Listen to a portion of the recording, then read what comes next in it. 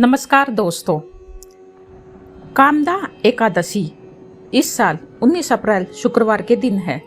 हिंदू पंचांग के अनुसार कामदा एकादशी चैत्र मास के शुक्ल पक्ष की एकादशी 19 अप्रैल को 2024 को मनाई जाएगी। मान्यता है कि इस दिन भगवान विष्णु की पूजा करने से सभी मनोकामनाएं पूर्ण होती है और व्रत रखने वाले मनुष्य को मोक्ष की प्राप्ति होती है।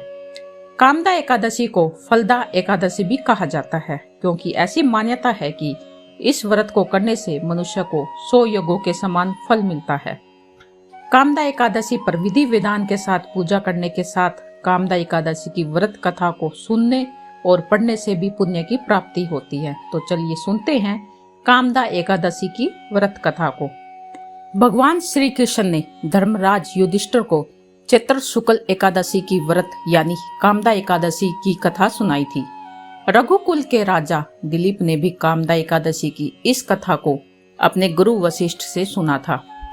प्राचीन काल में पुंडरिक नाम का राजा था, जो भोग विलास में डूबा रहता था। उसके राज्य में ललित और ललिता नाम के स्त्री और पुरुष रहा करते थे। दोनों में अथाह प्रेम था।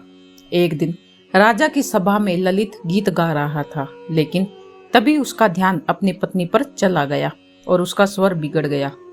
यह देखकर राजा पुंडरिक बहुत क्रोधित हुआ और उसने क्रोध में आकर ललित को राक्षस बनने का श्राप दे दिया। ललित मांस का भक्षण करने वाला राक्षस बन गया। अपने पति का यह हाल देखकर राजा की पत्नी बहुत ही दुखी हुई। अपने पति को ठीक करने के लिए ललिता ने कई लोगों से इसके बारे में पूछा। आखिरकार ललिता विंध्याचल पर्वत पर ऋग्गी ऋषि के पास चली गई। वहां जाकर उसने अपने पति का पूरा हाल कह सुनाया। ऋषि ने ललिता को मनोकामना पूरी करने वाला व्रत कामदा एकादशी का व्रत रखने के लिए कहा।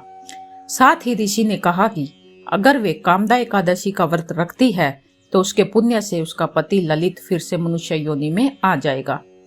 ललिता ने भगवान विष्णु का ध्यान करते हुए विधि विधान के साथ कामदा एकादशी का व्रत किया।